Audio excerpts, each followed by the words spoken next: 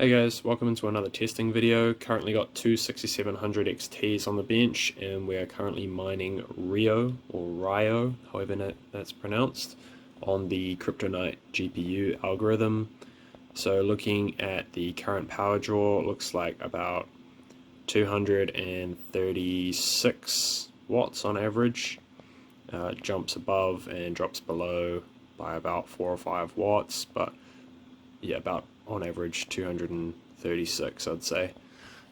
And yeah, that's all that's on the test rig, just the two cards, riserless motherboard and a 750 watt gold power supply. I'll jump into the software side and show you what we're getting there. Alright guys, we're in the software side of things now.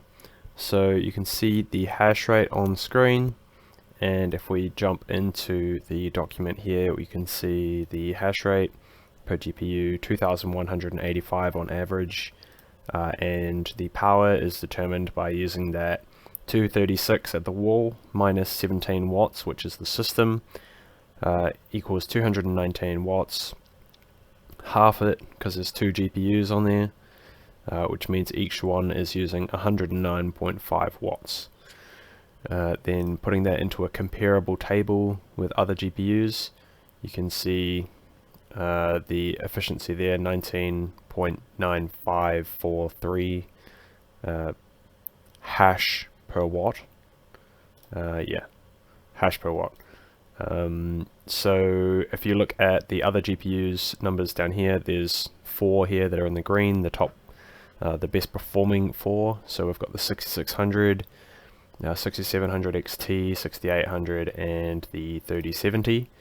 And the 6700 XT is the most efficient card here by a small margin, yes, but still the most efficient card on Rio, and of course it's obviously the same Kryptonite GPU algorithm as Equilibria and Conceal as well, so on all of those algorithms this card is the most efficient here. It's basically the same as the 6600 non-XT, and yeah, of course higher hash rate. So I'll just mention that you can push the hash rate higher. So if we come back over to here, you can see the core clock here is 2200. When I was doing it on the 6600s I used 2000, and it's basically the higher you go on the core clock, the more likely that you'll start to get like inefficient. Sorry, wording this really well. The higher you go, the more power you'll be wasting, but the higher hash rate you'll get. And then the lower you go, you get more efficient down to 1400 core clock, and then it flips, started going the other way. So yeah, I would say if you like really wanted to be efficient, you can drop the hash rate down to just 1.4 kilohash or 1400 hash, and use 1400 core, and yeah, you could tune it down, a lot of the numbers down, to be way more efficient than it currently is. But it's also like not even really worth it because it's such a minimal hash rate. The only time I'd consider using something like that is if crypto went down like absolutely heaps and there was just no point in mining it, like stock settings like this anymore.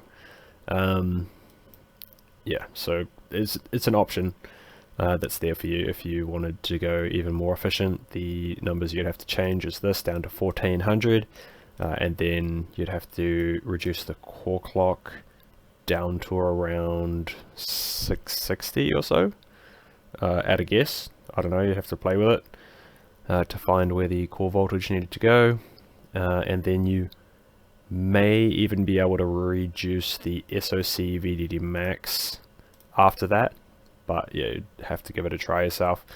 Yeah, I personally would stick at these settings because much higher hash rate, and it's yeah worth it for the minimal. It's like, it's not a huge efficiency bump going down to the 1400.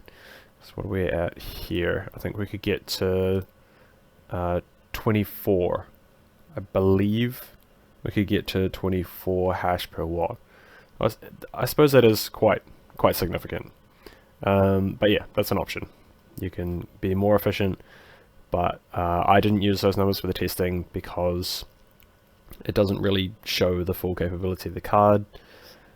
This is a number that you can get that is still efficient. The most efficient still on here, even though it can be more efficient. Yeah, so that's pretty much all I have for the number side of it.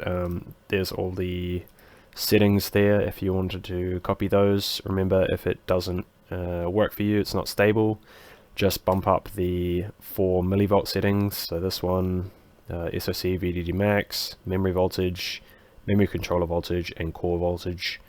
The main two problem ones being the core voltage and SoC VDD max. Those ones are usually the ones at fault for crashing. Yeah, it took me quite a bit of time to get these settings. I mean, yeah, you can see it here from what, 3:30 till 7:45.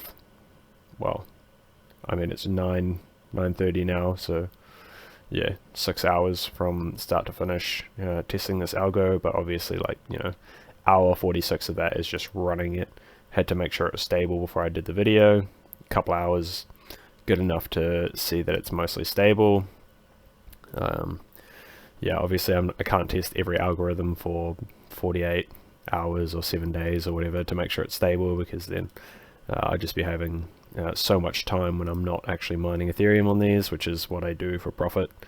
I don't tend to leave these GPUs on any of these algorithms long enough to actually get a payout in any of them, except for like Raven and Pharaoh, which pay out like super easy, or Ton pays out really quick. Yeah. Anyway, that's pretty much all I've got for this video, so leave a like, comment, and subscribe to support the channel, and have a great day. See ya.